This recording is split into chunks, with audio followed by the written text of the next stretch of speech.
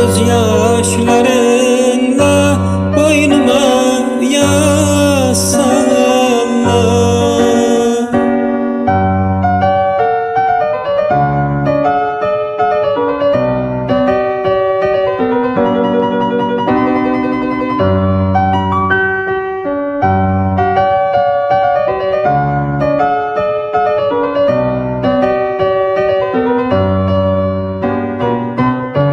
Bir haber kaldım yüzünden, doyma bulmur kaş gözünden. Uşaklıktan benle büyüdün, doymadım şirin sözünden. Neylerem sensiz bu cani, gözlerim görmez cihani.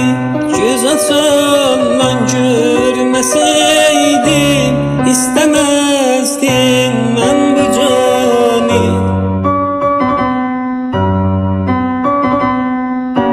Dünyada men tek dolanam, tüm perişan halam.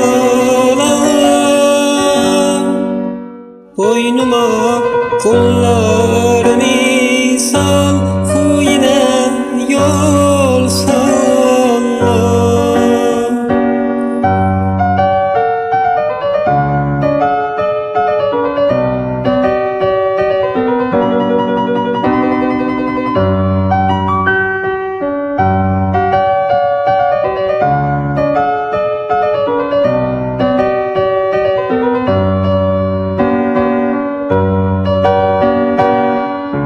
Bir haber mandi halem, zonçe آمد بر سر من.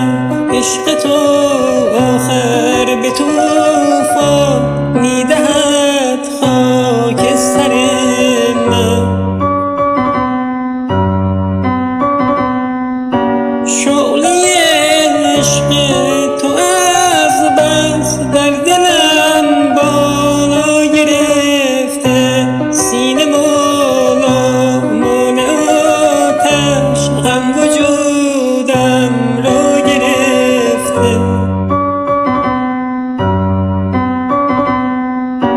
هر زمان آید به یادم دیده مست تو،